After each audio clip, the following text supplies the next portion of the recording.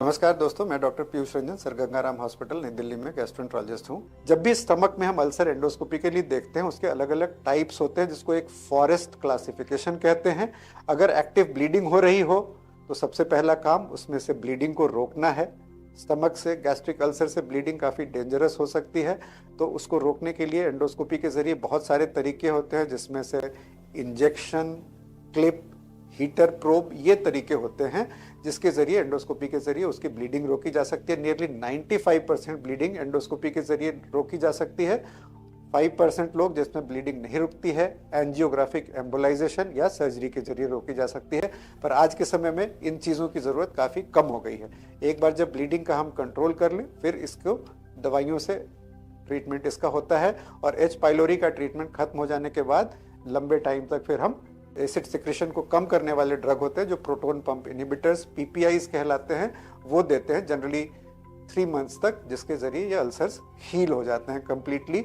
और अगर ब्लीडिंग हुई हो तो हम एक बार दोबारा चेक करते हैं कि अल्सर पूरी तरह से वाकई खत्म हो गया है या नहीं, यानी कि एंडोस्कोपी रिपीट करते हैं। अगर अल्सर से ब्लीडिंग नहीं हो रही है तो एंडोस्कोपी रिपीट करने की ज़रूरत नहीं है। जिन लोगों को non H pylori related ulcer हो, उसमें सबसे कॉमन कारण पेन किलर्स लेना, जो दर्द के लिए दवाइयाँ, कई बार लोग घुटनों में दर्द के लिए, बैक पेन के लिए non steroidal anti inflammatory drug NSAIDs ले रहे होते हैं, उसके कारण होता है। तो उसमें एनएसएड्स को हम बंद करते हैं और अल्सर हीलिंग ड्रग्स यानी कि पीपीआईज देते हैं।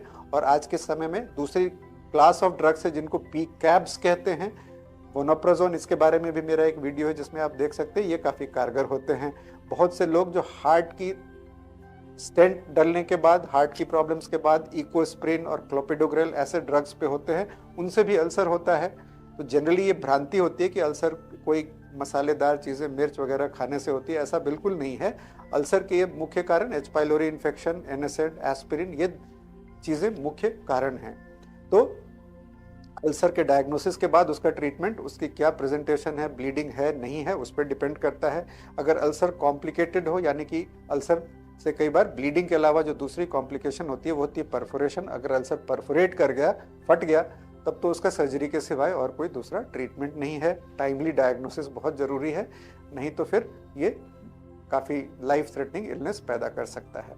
तो डुओडेनल अल्सर, गैस्ट्रिक अल्सर, ये दो अलग अलग चीज़ें हैं। दोनों के कारण में थोड़ी भिन्नता होती है और काफ़ी समानता भी है।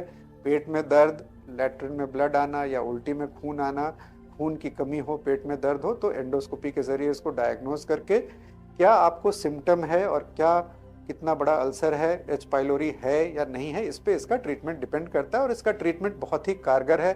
ब्लीडिंग 95% प्लस हम एंडोस्कोपी के ज़रिए कंट्रोल कर सकते हैं। तो जब भी आपको इसके लिए ट्रीटमेंट की ज़रूरत हो, आप किसी अच्छे हॉस्पिटल में गैस्ट्रोएंटरोलॉजिस्ट से मिलें ताकि इसका उचित इलाज हो सके। इस वीडियो में दी गई जानकारी अगर आपको अच्छी लगे तो अपने फैमिली मेम्बर्स और फ्रेंड्स से ज़रूर शेयर करें।